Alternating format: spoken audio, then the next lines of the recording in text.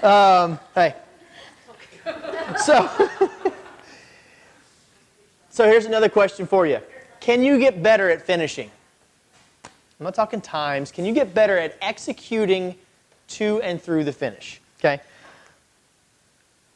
What role, this is kind of a self question, what role does focus play in the act of finishing? And what role does it play in the actual process of finishing? So there's the act, then there's the process. So the act would be race day itself, last 10 miles of whatever race you're doing. But the process is camp. The process is 8-week blocks. The process is a swim challenge. Okay? The longer time, my experience, the longer time it takes to complete the process, the more important the focus factor in finishing. Okay? Who's ever started something, raise your hand and be honest, who's ever started something they haven't finished? I think we probably all have, right? I started a spin studio. We finished it, we sold it, whatever. That's a great area. We all have that, right? But sometimes focus can be what helps us, whether it's in the moment and actually physically getting to the finish, or the process to get you prepared to finish. Okay? The alertness engagement the mind plays is a large role in the execution of the preparation to assure the finish. It's all you're doing in training. You're putting the pieces in place to assure the finish. Whether it's the repeats, whether it's the miles, whether it's the hours, whether it's sleeping in because you need the rest, things like that. It's all important. My favorite one is, who's ever told themselves, finish it? Or any variation of that. Who's ever told themselves, like in a workout, in a race? Pretty much everybody, right? So I started thinking about this. This is an idea that came to me. And this is literally, the reason that I exercise is so I think about stuff like this. It just gets the juices flowing. So it can be motivational. And it can be said such as, just finish this. Like, just do the next effort. Just get to the finish line. Just log the next mile. Or better yet, get to mile 2 and then you can quit. Who's ever quit and literally get to mile 2? They're like, all right, cool, I'll suffer through it. We'll talk later. No. Or it can be a beggar's plea. Just let me finish. Who's ever said that? Like, just today. Just let me finish. Right? It happens. So, but the tone alone of your inner dialogue can change the way that one phrase impacts you. Okay, so think about that. When you're talking to yourself, when you're going through these motions, when you are ready to be done, how you say it to yourself changes the power of that phrase. Does that make sense? Very, very important. And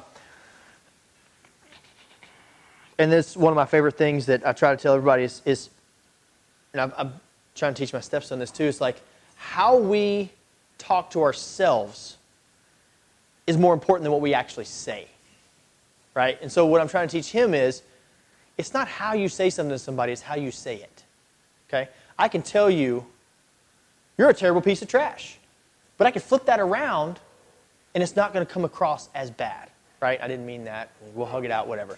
But yeah, you just, piece of trash. It can be French, el trasho. Anyway, but how we talk to ourselves is so important. So when you're thinking about it, and you're urging yourself to the finish, or you're telling yourself to finish, or you're begging to finish, how you position that in your head will get you to that next mile.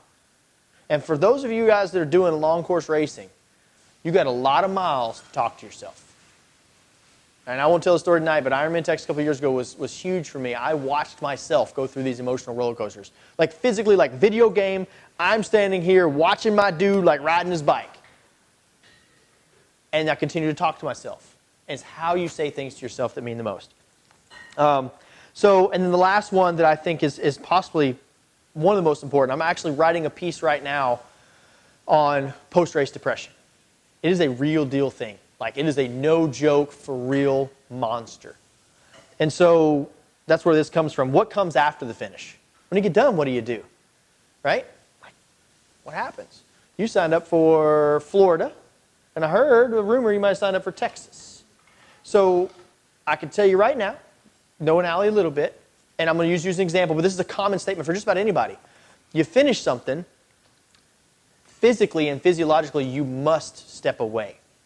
And emotionally, you must step to the side and go, I got to heal, I got to recover. So she's going to have 3 to 4 weeks of like sitting on her butt, getting out of shape. Okay? But I'll tell you right now, if you do it right, when I finished Ironman Canada, 4 weeks later, I was in the best fitness I've been in years. If you do it right, you respect the process. But what's after the finish? That's the key. Because when you finish, it can legitimately be a bog. It can legitimately be almost a death. Like you get depressed, you get sad. You start looking at your friends, and I get mad because Will's over here doing this stuff. He's not swimming, but he's doing everything else. And you start resenting other people, and you start going, wait a minute, what is all this about? If as long, I already said blah, blah, blah, blah, blah. What then? It can be tricky. It could be another race, or it could be post-race depression. Okay? I always encourage people not to sign up for a race the day after they finish the race.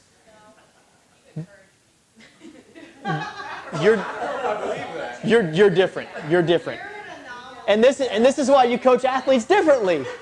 I made her do a half Ironman the day before the half Ironman, and she PR'd her second half Ironman. Anyway, completely different monsters. How it's knowing the athlete. So carry on.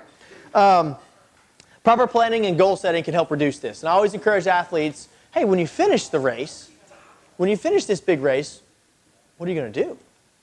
Like, are you going to sign up for Texas because you need, maybe a little something to keep you going? What are you going to do? What are you going to do? And you got to ask that. And you got to ask yourself that as an athlete. What am I going to do after I accomplish X? Because it will leave a hole. Well, and I think part of the problem with that is that we spend 6 months, 8 months, however long training, and then we have 6 hours, 8 hours, 16 hours to actually do our race, and then you're done, Yep. right? You've spent all of this time building and building and building, and then all of a sudden, it's done. Yep. So, I mean, if you don't find fulfillment in the process, then you're going to fall flat. Correct. Correct. You spend 20 to 30 years of your life saving money to retire. And sometimes when you get to retirement, you're not happy. You got the money. No different. It's an investment sport. 100% investment sport. I'm not retiring, so you guys don't have to worry about that. Just keep it rolling. Ideas for preparing to finish. I'm going to keep this kind of short and simple. Visualization is huge. And I mentioned that kind of in that video the other day. You need to be thinking about what the next steps are. It could be increased time with family. It could be taking a vacation. You got to step back and unplug from endurance sports and go, I'm good. Like, the next month, I'm going to get fat and happy. Because you know what? It came off. You got in shape. You have to come down. You have to. But you got to prepare. What are you going to do? Are you going to take up a chess club? Like, I don't know. Whatever you want to do. Take up basket weaving. I don't care. And what I want you to, and the last thing I want to leave you with, is this weekend, you may experience that. Okay? There is a post-camp depression for those who have been to camp. You know.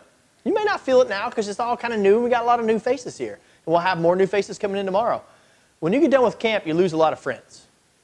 And I mean that not in a bad way, but people aren't directly in your face, and you can't look at that person and go, I'm staying with you today. We're going to go exercise together. And woo-woo, right? So prepare for that. When you leave camp, how are you going to take what you learned from camp and move that forward? How do you apply those little doses? And that's the other part is we have this emotional roller coaster. Some of us, it's like this, and some of it's smaller wavelengths, right? How do we kind of level out those tops and bottoms and make it a little bit more flat? So what you'll notice is when you leave camp, you'll have kind of that post-race feel, that happiness. You're excited for a week or two, and then all of a sudden it's like, ooh, I'm riding my bike by myself for 3 hours this weekend, and I'm going to run this far. And did I mention by myself?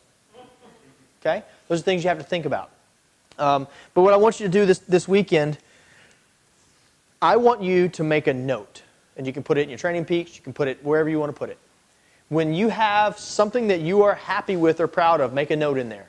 You have the ability in your Training Peaks on the day of to do another workout, make a note. Okay?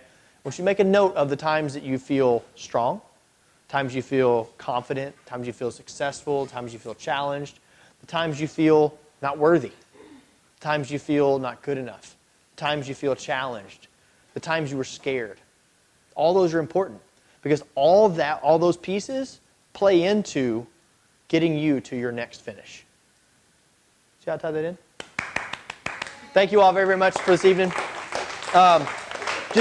I want you guys to think about it. I think it's important. I think having that plan and preparation, because we do, like I'd use the retirement thing, like we got a plan. Like when we retire, you know what, we're going here and here. When the kids get grown and move out, we're doing this and this. We have all these plans. But man, when we finish a race, it's not always a plan. And that is a bottomless pit of sorrow that you'll fall into. I mean, there's like legitimate, and I'll share a story in the next week or two of an athlete we have that shared it with me.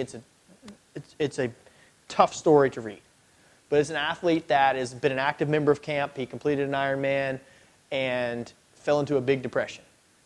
Like 2 years. Waking up going, I'm a burden to my family type of depression. And thanks to his permission, I'll share that in the next couple weeks with everybody. But think about that. So what do you do when you finish? One, how do you finish? And two, what do you do after? Very, very, very important. So that's all I got for you all.